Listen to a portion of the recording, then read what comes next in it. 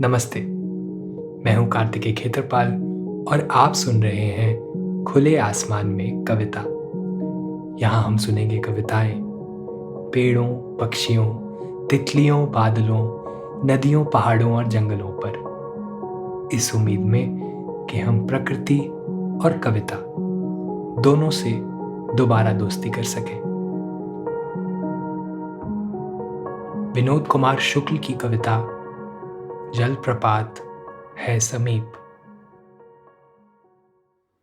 जलप्रपात है समीप, जल बिंदु के साथ हवा का झोंका आ रहा है।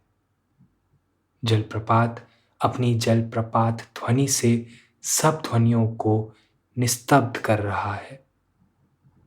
वहां जाने के पहले जो कुछ कहना सुनना है, कह सुन लिया गया कि जलप्रपात के पास केवल जलप्रपात ध्वनि को सुना जाता है। इस भाषा को पुरखे सुन चुके होते हैं और पीढ़ियां सुनने वाली होती हैं। अलावा कुछ भी सुनाई नहीं देता। तब भी प्रपात के पास पेड़ की पत्ती से इकट्ठी हुई बूंद के टपकने की आवाज होती होगी। चिड़िया चहचहाती है, जिसकी चहचहाहट सुनाई नहीं देती और चिड़िया के बच्चे जवाब दे रहे होते हैं। एक गीली काली चट्टान के नीचे से निकलकर एक कीड़ा भी बोल रहा होगा। सब अपनी आवाज बोल रहे होते हैं। वहां मैं कोरस गाता हूं।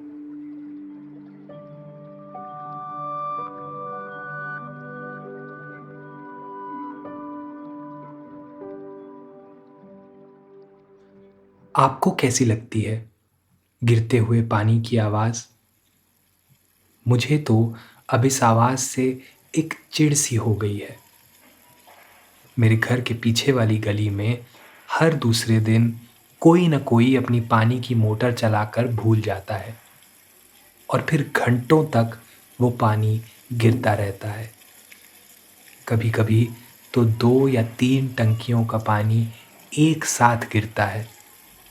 अपनी व्यर्थता से मेरे अंदर एक अजीब सी बेचैनी पैदा करता हुआ।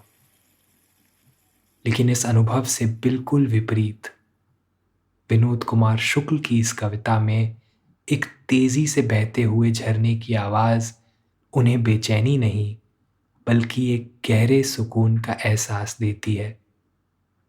इतना कि वो उसके साथ गा उठते हैं।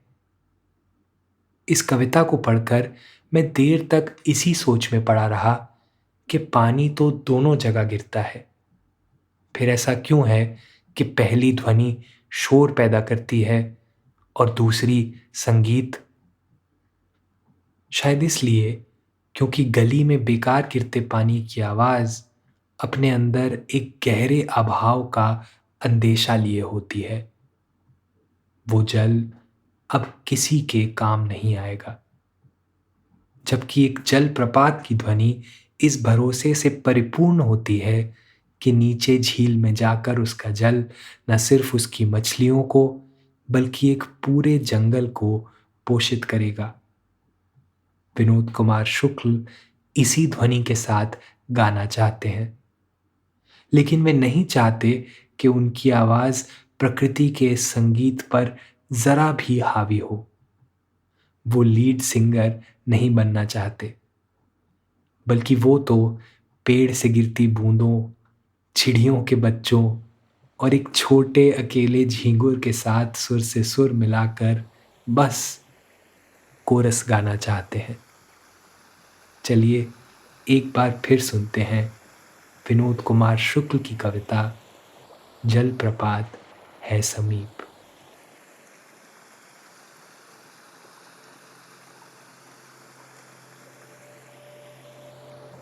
जलप्रपात है समीप, जल बिंदु के साथ हवा का झोंका आ रहा है। जलप्रपात अपनी जलप्रपात ध्वनि से सब ध्वनियों को निस्तब्ध कर रहा है। वहां जाने के पहले जो कुछ कहना सुनना है कह सुन लिया गया कि जलप्रपात के पास केवल जलप्रपात ध्वनि को सुना जाता है।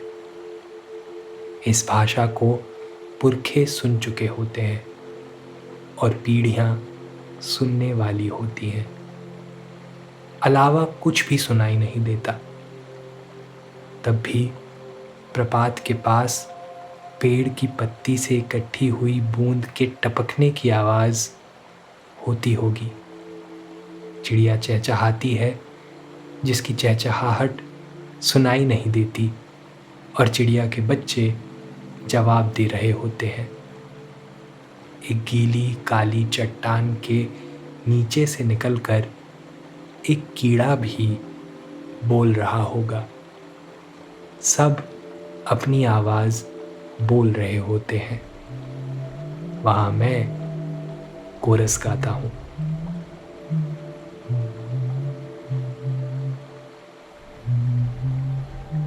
तो जाइए और आप भी अपने आसपास के किसी झरने के सुर में सुर मिलाइए, लेकिन ध्यान रखिएगा कि आपकी आवाज प्रकृति की आवाज पर भारी ना पड़े।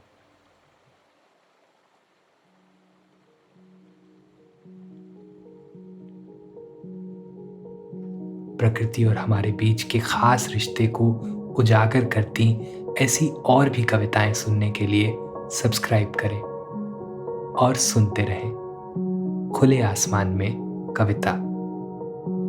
खुले आसमान में कविता स्पॉटिफाई और एप्पल पॉडकास्ट जैसे सभी पॉडकास्ट चैनल्स पर उपलब्ध है।